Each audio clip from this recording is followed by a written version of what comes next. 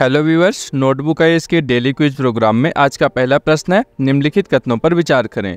पहला है तांबे की पानी की बोतल, दूसरा है स्टेनलेस स्टील, तीसरा है एल्यूमिनियम और चौथा है लौ उत्पन्न करने वाले लाइटर। आपको बताना है उपरोक्त में से कौन उद्योग और आंतरिक व्यापार संवर्धन विभाग यानी DPIIT के गुणवत्ता नियंत्रण आदेश यानी QCO के अंतर्गत शामिल हैं। केवल एक, केवल दो, केवल तीन या फिर उपरोक्त सभी। तो इसका सही उत्तर है ऑप्शन डी। QCO पीने योग्य पानी की बोतलों के लिए तांबे, स्टेनलेस स्टील या एल्यूमिनियम से निर्मित पानी की बोतलों के उत्पादन और आयात के लिए उपयुक्त IS मानक के तहत प्रमाणीकरण को अनिवार्य करता है। QCO लौ उत्पन्न करने वाले लाइटर के लिए भारत के घरेलू बाजार में निर्मित या आयातित लौ लाइटर में लाइटर के लिए सुरक्षा विशिष्टता और यूटिलिटी लाइटर के लिए सुरक्षा विशिष्टता के IS मानकों के तहत अनिवार्य प्रमाणीकरण को अनिवार्य करता है, अतः विकल्प डी सही है। देखते हैं आज का दूसरा प्रश्न। उपासना स्थल अधिनियम 1991 के संदर्भ में निम्नलिखित कथनों पर विचार कीजिए। पहला है सभी धार्मिक समुदाय तथा उनके उपासना स्थल अधिनियम 1991 के अंतर्गत आते हैं। तो उपासना स्थल अधिनियम 1991 धार्मिक उपासना स्थलों के रूपांतरण पर रोक लगाता है। तीसरा है यह अधिनियम यह सुनिश्चित करता है कि उपासना स्थल की धार्मिक पहचान वही रहेगी जो 15 अगस्त 1947 को थी।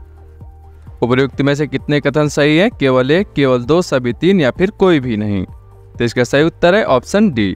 उपासना स्थल अधिनियम 1991 सभी धार्मिक समुदायों तथा उनके उपासना स्थलों पर लागू होता है, अतः कथन एक सही है। उपासना स्थल अधिनियम 15 अगस्त 1947 को मौजूद धार्मिक स्थलों की स्थिति को स्थिर करने के लिए अधिनियमित किया गया था तथा किसी भी उपासना स्थल के रूपांतरण पर रोक लगाता है और उनके धार्मिक स्वरूप के रख रखाव को सुनिश्चित करता है, अतः कथन 2 सही है। धार्मिक स्वरूप का रख रखाव धारा 4 क्लॉज 1 यह सुनिश्चित करता है कि उपासना स्थल की धार्मिक प्रकृति वही रहेगी जो 15 अगस्त 1947 को थी, अतः कथन 3 सही है। देखते हैं आज का तीसरा प्रश्न। निम्नलिखित कथनों पर विचार करें। कथन 1 है सागर संपर्क एक स्वदेशी differential global navigation satellite system यानी कि DGNSS है। कथन 2 है नवीनतम DGNSS प्रणाली के साथ नाविक अब 500 मीटर के भीतर अपनी स्थिति में सुधार कर सकते हैं। उपयुक्त कथनों के संबंध में निम्नलिखित में से कौन सा सही है?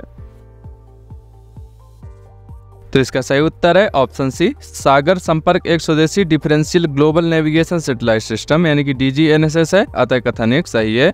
DGNSS एक स्थल आधारित संवर्धन प्रणाली है जो ग्लोबल नेविगेशन सैटेलाइट सिस्टम यानी GNS में त्रुटियों को ठीक करती है और जिससे अधिक सटीक स्थिति की जानकारी मिलती है। DGNSS प्रणाली की शुरुआत से समुद्री नेविगेशन पर गहरा प्रभाव पड़ेगा, जिससे बंदरगाह और बंदरगाह क्षेत्रों में जहाजों की सुरक्षित और कुशल आवाजाही सुनिश्चित हो सकेगी। मेरिनर्स अब 5 मीटर के भीतर अपनी स्थिति में सुधार कर सकते हैं, अतः कथन 2 सही नहीं है। देखते हैं आज का चौथा प्रश्न। जनरल डेटा प्रोटेक्शन रेगुलेशन यानी GDPR के संबंध में निम्नलिखित कथनों पर विचार कीजिए। पहला है GDPR यूरोपीय संघ यानी EU और यूरोपीय आर्थिक क्षेत्र EEA में डेटा सुरक्षा और गोपनीयता पर एक विनियमन है। दूसरा है GDPR का प्राथमिक उद्देश्य व्यक्तियों को उनके व्यक्तिगत डेटा पर नियंत्रण प्रदान करना और अंतर्राष्ट्रीय व्यापार के लिए नियामक वातावरण को सरल बनाना है। तीसरा है यह एक विनियमन है न कि निर्देश, इसलिए यह ना तो प्रत्यक्ष रूप से बाध्यकारी है और ना ही यूरोपीय संघ के प्रत्येक सदस्य देश पर लागू होता है। तो आपको बताना है उपयुक्त में से कितने कथन सही हैं। केवल एक, केवल दो, सभी तीन या फिर कोई भी नहीं। इसका सही उत्तर है ऑप्शन बी केवल 2। General data protection regulation GDPR यूरोपीय संघ और यूरोपीय आर्थिक क्षेत्र के क्षेत्राधिकार का एक कानूनी ढांचा है जो डेटा सुरक्षा और गोपनीयता को नियंत्रित करता है, अतः कथन 1 सही है। GDPR का प्राथमिक उद्देश्य व्यक्तियों को उनके व्यक्तिगत डेटा पर नियंत्रण प्रदान करना और यूरोपीय संघ के भीतर विनियमन को एकीकृत करके अंतर्राष्ट्रीय व्यापार के लिए नियामक वातावरण को सरल बनाना है, अतः कथन 2 सही है।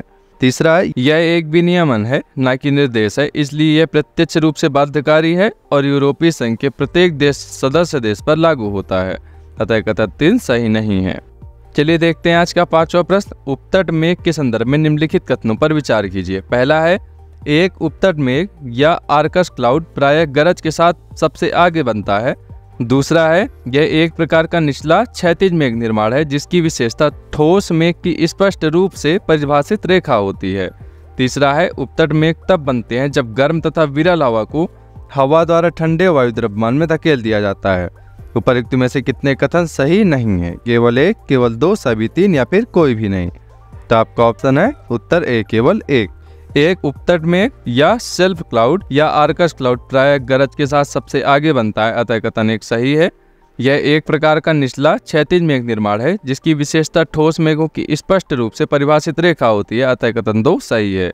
उपतट मेघ तब बनते हैं जब ठंडी और सघन हवा को हवा द्वारा गर्म वायु द्रव्यमान में धकेल दिया जाता है, अतः कथन 3 सही नहीं है। देखते हैं आज का छठा प्रश्न। चुनावी बॉन्ड के संबंध में निम्नलिखित कथनों पर विचार कीजिए। पहला है, इन्हीं किसी भी सार्वजनिक क्षेत्र के बैंक से खरीदा जा सकता है और ये जारी होने की तारीख से 15 दिनों के लिए वैध होते हैं। दूसरा है, पिछले आम चुनाव में कम से कम 1% मत हासिल करने वाले राजनीतिक दल ही चुनावी बॉन्ड के माध्यम से दान प्राप्त कर सकते हैं। तीसरा है, चुनावी बॉन्ड नगद, डिजिटल या चेक के माध्यम से खरीदे जा सकते हैं। आपको बताना है उपरोक्त कथनों में से कितने सही हैं। केवल एक, केवल दो, सभी तीन या फिर कोई भी नहीं। इसका सही उत्तर है ऑप्शन ए, केवल एक। चुनावी बॉन्ड एक ऐसा साधन है जिसके माध्यम से कोई भी भारत में राजनीतिक दलों को धन दान कर सकता है। इन्हें केवल भारतीय स्टेट बैंक की अधिकृत शाखाओं से खरीदा जा सकता है और ये जारी होने की तारीख से 15 दिनों के लिए वैध होते हैं और उस अवधि के भीतर राजनीतिक दलों द्वारा इन्हें भुनाया जा सकता है, अतः कथन एक सही नहीं है। केवल पंजीकृत राजनीतिक दल जिन्होंने पिछले आम चुनाव में कम से कम 1% मत हासिल किए हैं वे ही चुनावी बॉन्ड हासिल करने के पात्र हैं, अतः कथन 2 सही है। चुनावी बॉन्ड नगद नहीं बल्कि चेक या डिजिटल माध्यम से ही खरीदा जा सकता है, अतः कथन 3 सही नहीं है। चलिए नजर डालते हैं आज के 7वें प्रश्न में। फास्फीन के संदर्भ में निम्नलिखित कथनों पर विचार कीजिए। पहला है, यह फास्फोरस और हाइड्रोजन का एक यौगिक है जो मनुष्यों के लिए अत्यधिक विषैला होता है। दूसरा है, इसका उत्पादन केवल शुक्र और पृथ्वी जैसे चट्टानी ग्रहों पर रहने वाले जीवों द्वारा किया जा सकता है। तीसरा है, प्रथम विश्व युद्ध के दौरान इसका उपयोग रासायनिक हथियार के रूप में किया गया था और अभी भी इसका उपयोग कृषि धूम्रक के रूप में किया जाता है। चौथा है, यह मेथ लैब का उप उत्पाद है और इसका उपयोग सेमीकंडक्टर उद्योग में भी किया जाता है। उपरोक्त कथनों में से कितने सही हैं? केवल एक, केवल दो, केवल तीन या फिर सभी चार? इसका सही उत्तर है ऑप्शन सी, फास्फीन PH3। यह एक फास्फोरस परमाणु है जिसमें 3 हाइड्रोजन परमाणु जुड़े होते हैं और यह अत्यधिक विषैली होती है, अतः कथन एक सही है। फास्फीन का उत्पाद जैविक और गैर जैविक दोनों प्रक्रियाओं से किया जा सकता है। शुक्र और पृथ्वी के वायुमंडल में फास्फीन का पता चला है, अतः कथन 2 सही नहीं है। प्रथम विश्व युद्ध के दौरान एक रासायनिक हथियार के रूप में उपयोग किया गया था और फास्फीन अभी भी एक कृषि धूम्रक के रूप में उत्पादित किया जाता है। अर्धचालक उद्योग में इसका उपयोग किया जाता है और मेथ प्रयोगशालाओं का उपोत्पादन के रूप में प्राप्त किया जाता है, अतः कथन 3 और 4 सही हैं।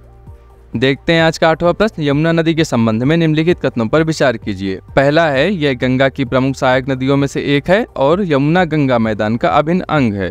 दूसरा है, इसका स्रोत निचली हिमालय श्रृंखला में यमुनोत्री ग्लेशियर में है और प्रयागराज में संगम पर गंगा से मिलती है। तीसरा है, यह 5 राज्यों उत्तराखंड, हिमाचल प्रदेश, हरियाणा, दिल्ली और उत्तर प्रदेश से होकर बहती है। चौथा है, इसकी महत्वपूर्ण सहायक नदियों में चंबल, सिंध, बेतवा व घाघरा शामिल हैं। उपरोक्त में से कितने कथन सही है? केवल एक, केवल दो, केवल तीन या फिर सभी चार?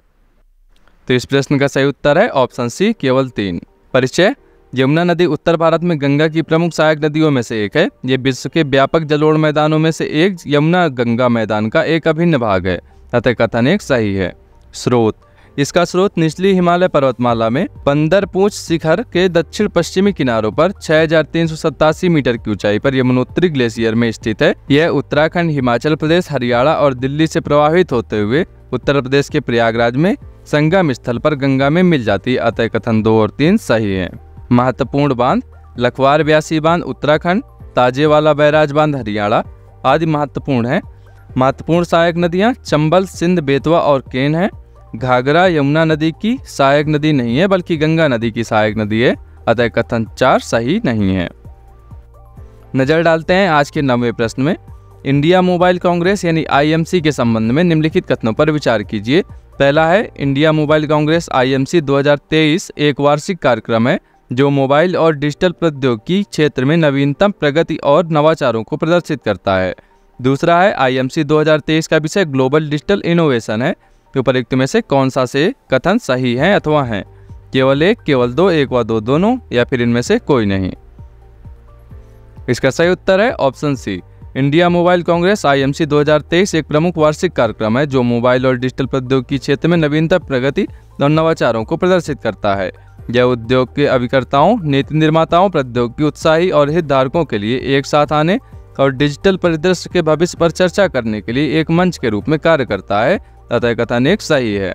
IMC 2023 का विषय ग्लोबल डिजिटल इनोवेशन है, जिसका उद्देश्य भारत को एक अग्रणी प्रौद्योगिकी डेवलपर, दूरसंचार निर्माता और निर्यातक के रूप में स्थापित करना है। अतः कथन 2 सही है। चलिए नजर डालते हैं आज की आखिरी प्रश्न में। निम्नलिखित कथनों में से कौन सा ऐसे सही है अथवा है? पहला है सियाचिन ग्लेशियर हिमालय से पूर्वी काराकोरम रेंज में स्थित है। दूसरा है NJ 9842 भारत और पाकिस्तान के बीच ज्ञात सीमा है। तीसरा है नुब्रा नदी सियाचिन ग्लेशियर से निकलती है। नीचे दिए गए कूट का प्रयोग कर सही उत्तर चुनें। केवल 1 और 2, केवल 2 और 3, सभी 3 या फिर केवल 1। इस प्रश्न का सही उत्तर है option C. Siachen glacier Himalaya में पूर्वी काराकोरम रेंज में स्थित है, जो पॉइंट NJ 9842 के उत्तर पूर्व में है। यहाँ भारत और पाकिस्तान के बीच नियंत्रण रेखा समाप्त होती है। अतः कथन एक सही है। NJ 9842 भारत और पाकिस्तान के बीच ज्ञात सीमा क्षेत्र है, लेकिन 5Q 13105-084 के बारे में कम लोग जानते हैं। यह भारतीय भूवैज्ञानिक सर्वेक्षण GSI द्वारा सियाचिन ग्लेशियर के लिए निर्धारित नंबर है और यह वह बिंदु भी है जहां शिमला समझौते के अनुसार नियंत्रण रेखा यानी कि लाइन ऑफ कंट्रोल समाप्त होती है। अतः कथन 2 सही है। सियाचिन ग्लेशियर उस जल निकासी विभाजन क्षेत्र के दक्षिण में स्थित है जो काराकोरम के व्यापक हिमाच्छादित हिस्से में यूरेशियन प्लेट को भारतीय उपमहाद्वीप से अलग करता है, जिसे कभी कभी तीसरा ध्रुव भी कहा जाता है। नुब्रा नदी सियाचिन ग्लेशियर से निकलती है। अतः कथन 3 सही है।